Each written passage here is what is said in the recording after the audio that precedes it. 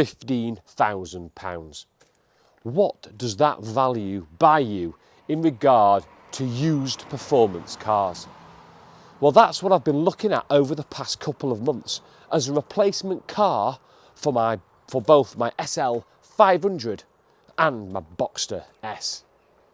There are some iconic cars for 15k, and I only had 3 criteria. 1, the price. 2, it needed to be rear-wheel drive or 4-wheel drive. And number 3, I wanted it to be depreciation proof and, if possible, an appreciating classic. In this video, I take a look at the top 5 that I considered, and at the end I reveal the performance car that I've bought. Welcome to another fast and fun video. It's Rich here, and let's go straight in no particular order. At number 1, the first car in my top 5 has to be the default car for any performance and petrol head, the BMW M3.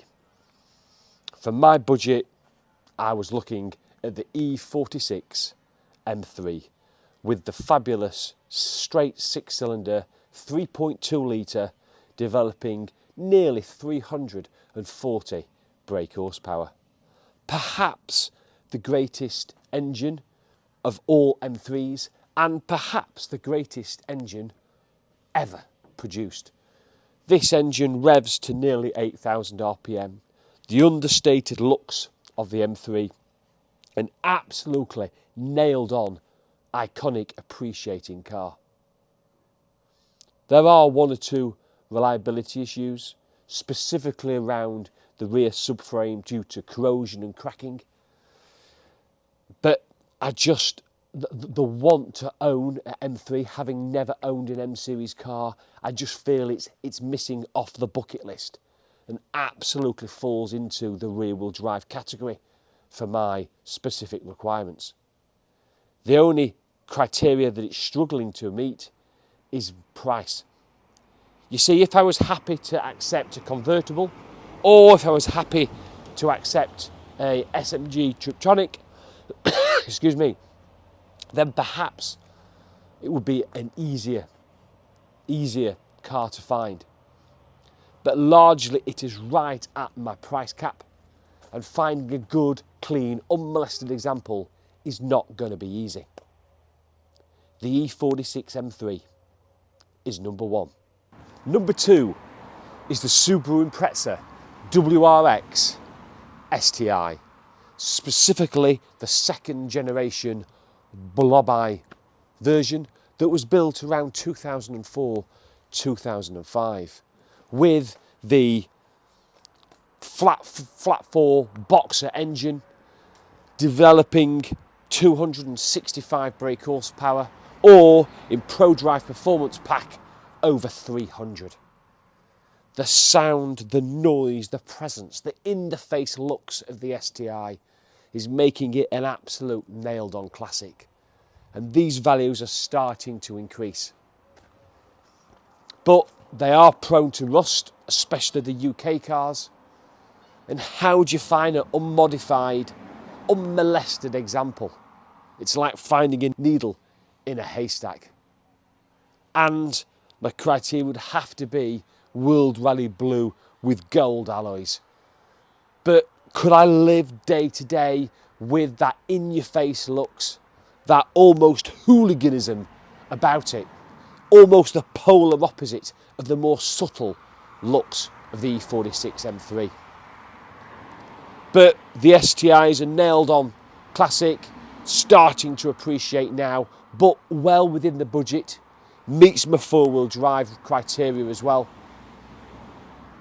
and is definitely in the mix at number 2. How could I possibly have a top 5 without including arguably the best handling sports car money can buy, the Porsche Cayman? In specifically the 987 Gen 1, which I should comfortably be able to afford with 15k, but unfortunately can't stretch to the later Gen 2.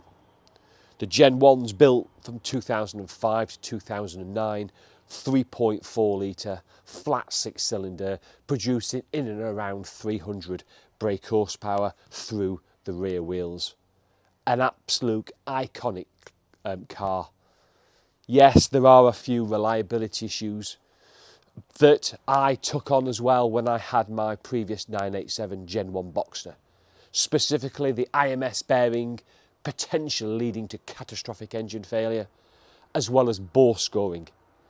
But these problems largely, to a large extent, have been magnified out of all proportion. If I hadn't have already owned a Boxster 987, I'd have probably already bought the Cayman. My only concern really with the Cayman is I can't stretch to the more proven Gen 2, and with the Gen 1s, is it going to be just too similar to my outgoing 987 Boxster S? It's still a worthy contender, and I could absolutely not have it in my top 5 performance cars for 15k. So that's number 3, is the Cayman S. My first 3 cars have all centred around cars specifically in the 2000s and noughties. But number 4 takes a different look. In this, we're going back to the late 90s. British Mark or Series 1 Lotus Elise. For me, it's not a performance car, doesn't have to be about 0 to 60 times. It's about pound for pound fun going down the road or on the track. And the Series 1 Elise was the epitome of a great handling icon. I don't think the Series 1 Elise is going to become an icon. For me, it already is. I recall in 96, 97 when the first Series 1s hit the road and I first drove the Series 1 Elise, I fell in love immediately. It may have only had the 1.8 litre Rover K Series engine delivering a mere 118 brake horsepower. But it was what was wrapped around it. The space frame aluminium shell that was bonded or glued together.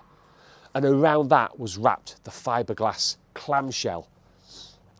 Even today now, 25 years later, the Series 1 Elise is a classic car. Yes, there were a few issues. The K-Series engine did used to like head gasket failures, and certainly the fiberglass clamshell, and you've got to structurally make sure it's sound with the aluminium structure as well. There's all sorts of potential pitfalls, but the biggest one I have with the Lotus Elise is the value, because 15k is right at the bottom end of the market for a Series 1. I have driven one in the last few weeks and it was an absolute delight. And for me, the Series 1 again has to be included in my top 5.